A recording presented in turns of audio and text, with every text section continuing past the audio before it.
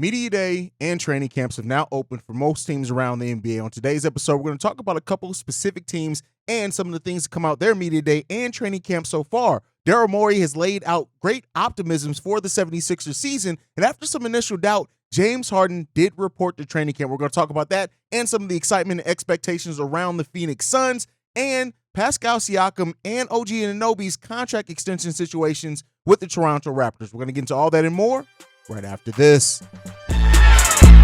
Welcome to the number one place for your daily basketball news and analysis, NBA Central.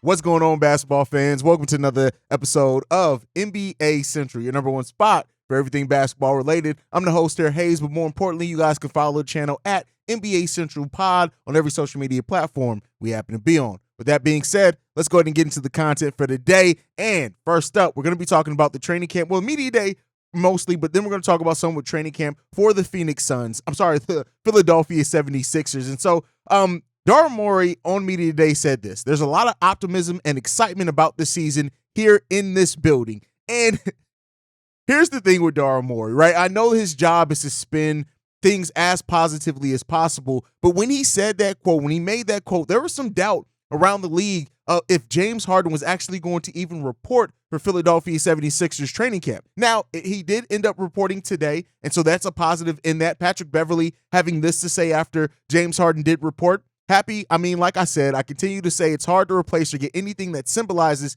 James Harden, so hell yeah. We're catching a vibe here. You know, we're opening him up with open arms. Obviously, things that have a deal with players in the upper office is kind of out of our hands. But as far as teammates, hell yeah, we can't wait to see him. So, James Harden is expected to be at training camp. And so shout out to him there. Like I said, there was some doubt, and you want to take care of business. But as we know with James Harden, even if he does and when he does show up to training camp, that could just be the start of the absolute shit show that is James Harden, right? And I just got to be frank on that. We'll see how it ends up shaping out. We know James Harden is somebody who, when he wants his way out, he'll find a way to force his way out. Now, Daryl Morey are saying, as far as the optimism and excitement around the Philadelphia 76ers season, says this: now we have the MVP. We have one of the great up-and-coming players in Tyrese Maxey in the league. We've got winning players in Tobias and Melton. We got additions we love in Pat Beverley, Kelly Oubre, and Mo Bamba. We got young, great players like Paul Reed. We come in here every day, and we feel like we're going to show the league that this team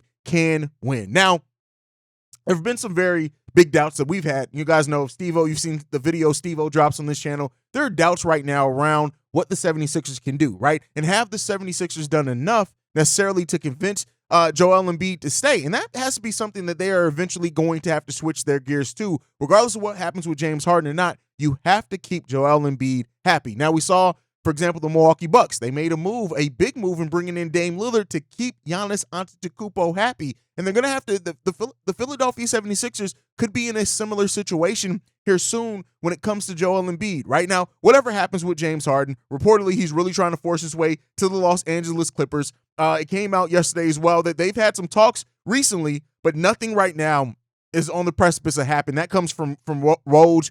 So we'll see what ends up happening with that. But at the end of the day, right, I do think that James Harden is going to be traded. Now, they couldn't get it done by training camp. It may not happening until the trade deadline as well, but I do think that at some point they're going to have to move James Harden. I think he's going to, James Harden's going to use some of his old tactics to force his way out. I think that is coming down the pipeline, but it's good. Daryl Morey is not going to come in and say, hey, we're worried about losing Joel Embiid, right? But it really does. Like, I always compare Daryl Morey really with a used car salesman. He's going to try to sell you on whatever you can, right? And sometimes he's going to get some results, right? Sometimes he's going to get some results. Other times, you're going to really look at it and say, hey, what are we doing here, right? And so that's what it comes down to it.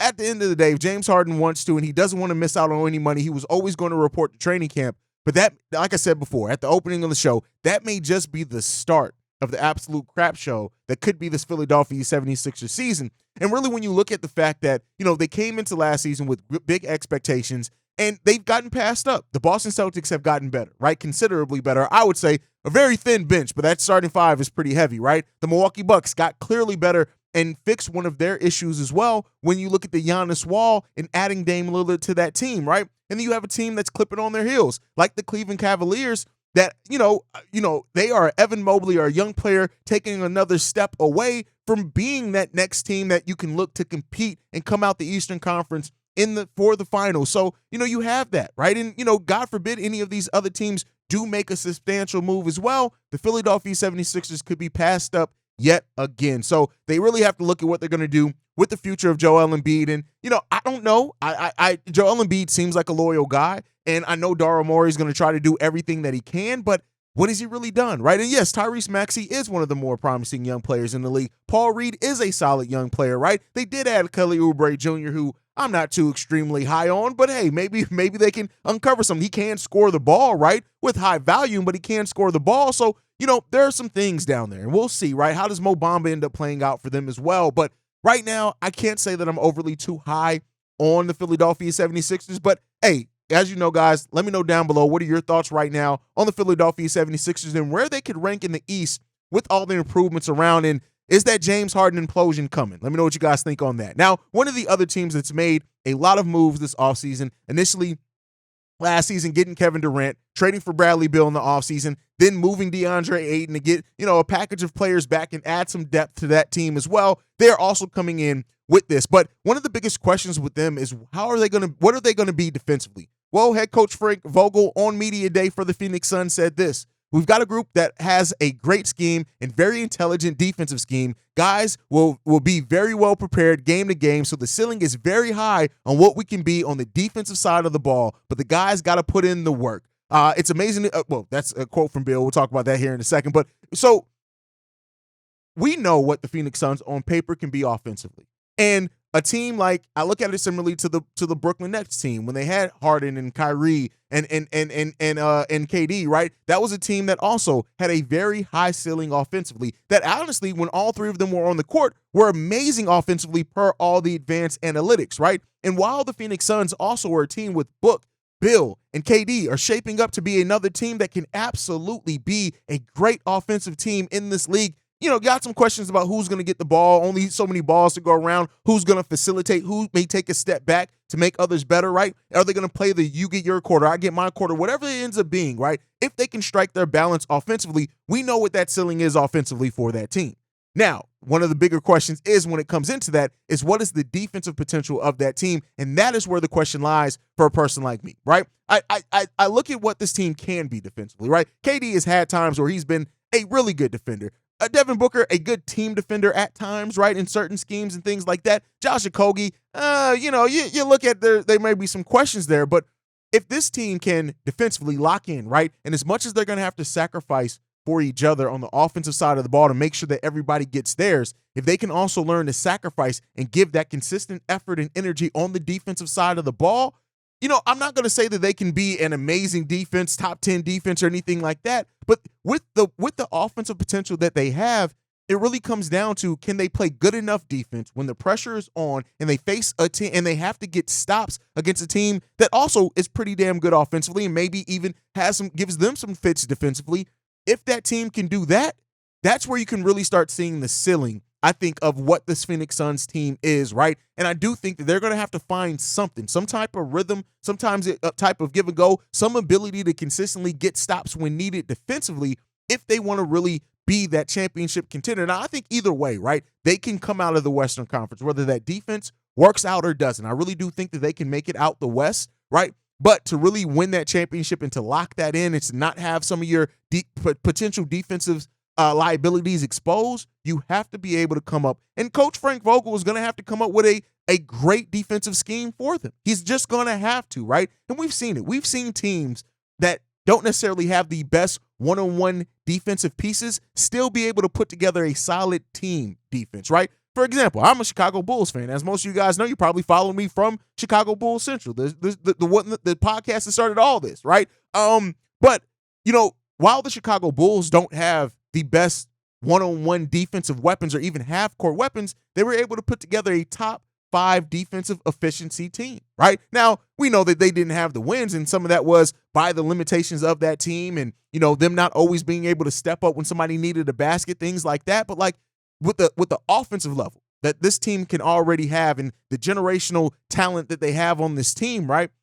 if you can play defense good enough, and if you can get these players to buy in to what they need to do defensively to get to the ultimate goal, we end up seeing what they can be defensively, right? Like I said, I have my doubts. I share my fair share of doubts around this team, but you just never know, right? But Bradley Beal, who joined the team, said this as well. It's amazing to be part of this. This is easily the best team I've ever been a part of. And that's what Bradley Beal said on Media Day. And so, yes, this is the best team that Bradley Beal's been a part of. And, him and, for example, like Dame Lillard, they're really joining teams where they are really they are joining players that really complement what they do, right? As far as like having that star level skill, and they haven't really had that consistently in their career. And really, when it comes down to Bradley Beal, especially with whoever ends up being that point guard for this team and getting those point guard duties, right? If they're able to sacrifice, and so Bradley Beal comes into a situation where KD and Devin Booker have had their time to really build up their chemistry with KD joining that team late last season, right? So they've had a little bit of time to do that. Bradley Beal has to now come in and really kind of be that in-between piece. Not to say that he's going to be the one that has to sacrifice the most out of his game, but like we know that how the chemistry is going to fit. Bradley Beal has to find his fit with these players as well. And if they can do that, listen, it is what it is. This is not a team that has a true point guard, right? Now, Kevin Durant did speak on this team not having a true point guard. He says this: I don't think you have a true position anything. I think a lot of guys can help play each position now. We've been talking about that the last few years, positionless basketball. Book has brought the basketball up his whole career. Brad and myself have done the same thing. I'm sure it'd be done by committee, if anything. So, again, that theme and air of sacrifice that's needed for this team with this collection of talent to really come together. Now, could the Phoenix Suns, go throughout this season and then at some point realize, okay, we tried the point guard by committee. We tried to make it work. Maybe we do need a point guard to bring this all together, right? They could. And, they have assets to trade for it? It could get a little difficult and tricky for them. I'm sure they're going to monitor that buyout market as well for things like that. But listen, it's really up to the players to sacrifice. It's up to the head coach to really find a way to make this team work cohesively. And if this team is all bought in to what they can do and what that ultimate goal is, then maybe they can make it there. But it's really going to take the team to sacrifice to do it. And we're going to see if they can, right? We're going to see if they can. And, I, for one, I'm excited to see the brand of basketball that they play down in Phoenix, because I think that is going to be just a fun team to watch. Regardless of whatever it is, how far they end up going, I do think that that's going to be a very fun basketball team to watch. And, we'll see. Let me know your guys' thoughts on the defensive potential of the Phoenix Suns down below. All right, before we go as well, we got some updates from the contract situation surrounding the Toronto Raptors. And, the Raptors were a team that was rumored to be in a lot of the trade talks this season, right? When you look at it, some of the things that, we talked about in this offseason were, are the Toronto Raptors actually going to break up some of the monotony on that team, right? They have a lot of similar players with similar body styles, similar limitations as well, even though they can play multiple positions. The Toronto Raptors are both a good case point and a negative case point for positionless basketball in a way, right?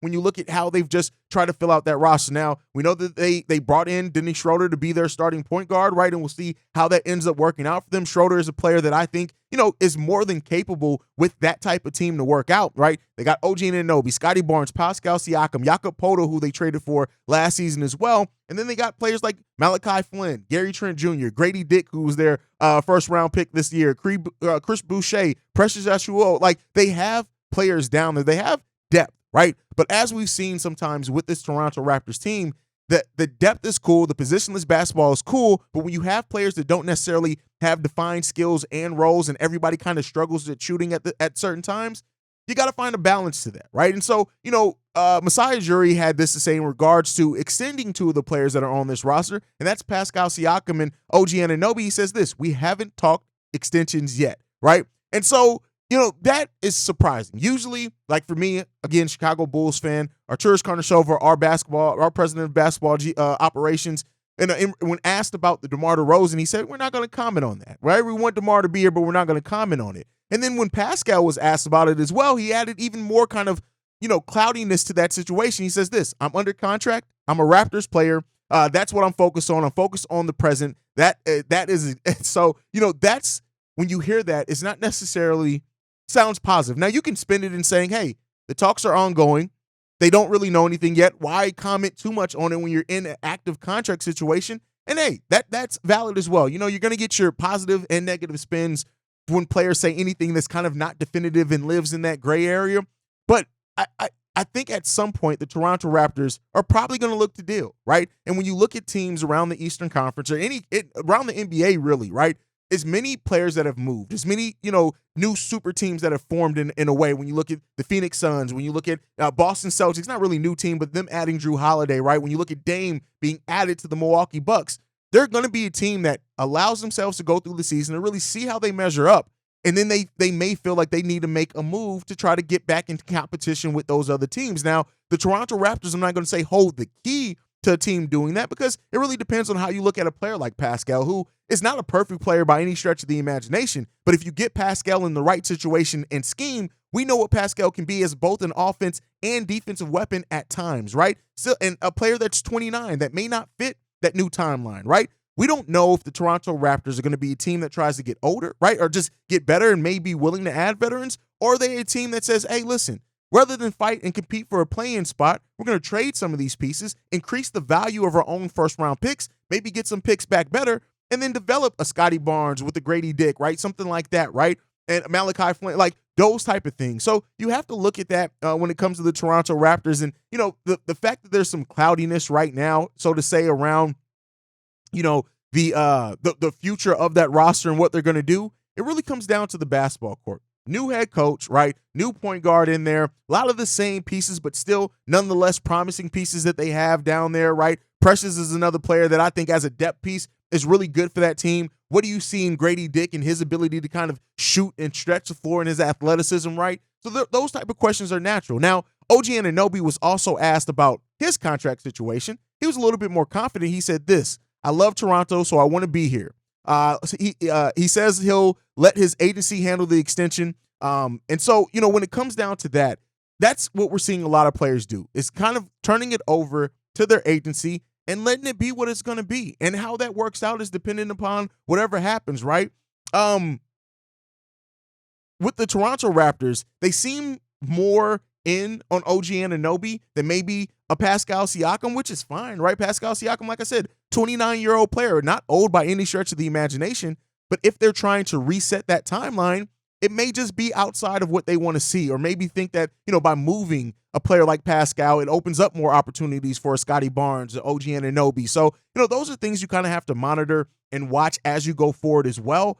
But like I said, at the end of the day, all things are going to be clear eventually, right? And I think that, teams like the Toronto Raptors, they do try to kind of hesitate to make that big move or maybe break some things up. Eventually you have to make that decision. And that is where the Toronto Raptors may find themselves at a crossroad as early as this trade deadline, depending on where the team sits by that trade deadline. They may sit in a place where they feel like, hey, no, we're good, right? We're going to continue to develop naturally, organically, right? We're going to let that team be what it's going to be. Or they can be in a place where they say, no, let's get back some assets for a Pascal Siakam, right? Let's explore what we can get back for an OG Anunoby. And if the price is right, then we feel comfortable moving on from those players. So, that's kind of where you sit at with things like this. You guys can let me know what you guys think on that down below as well. Now, the last team that I want to talk about before we go is the Brooklyn Nets, right? Is this an all-Eastern Conference? No, because I also talked about the Phoenix Suns. But, so when it comes down to it as well, the Brooklyn Nets are another team that, finished their season, I think, with more promise than what a lot of people gave it, right? And you look at Vaughn coming in, taking over that head coaching position, there almost was immediate improvements. Then they went ahead and traded Kyrie. They traded KD, and then they really reset that roster with a nice balance of like young players with players that have kind of been around the league for a while, but players that still have promise, right? And, I've talked about it before. Mikal Bridges is one of those players that you look at and you say he could absolutely break out this season. 27 years old, right? Averaged over 20 points per game last season, did he, for that team. And then you look at Cam Johnson, right? He's another player that, he really blossomed and really kind of stepped into the role. Another player, though, that's 27 years old, right? And so, with training camp for the Brooklyn Nets, it's really about what this team is going to be, right? And we've heard things like Jakob Vaughn say things like, Ben Simmons and what he's going to be defensively. We got word not too long ago that Ben Simmons is fully healthy and ready to go on 5-on-5s and stuff like that. And so, we'll end up seeing, right? Sean Marks and Jacques Vaughn in their media day seem really confident on this team right now. And he said that, he's looking forward to the Brooklyn Nets training camp. And he says this: the personnel doesn't change. I think having more strategy into where guys are positioned on the floor, that's going to help us. We'll use Nick to switch at times, then be in our toolbox to use him that way. But then you alternate defensive where he isn't switching. I think it's in our toolbox to be full. That's one thing I will do in training camp, is explain to the guys pretty early a lot of what's in the toolbox. So, even saying that it won't necessarily look pretty, right, all the time there. And I think that the Brooklyn Nets, they're going to figure it out, right? And I like the team to be that scrappy team that can absolutely make some team piss off some teams, right? They can disrupt. They can absolutely be disruptors in that Eastern Conference, and that should be what they look to do. Now, as far as Ben Simmons, right, when it comes down to it, there's a lot of questions around what Ben Simmons is or isn't going to give them, right? And, he asked about being the most accomplished player, right? And he says, I ain't been to no finals.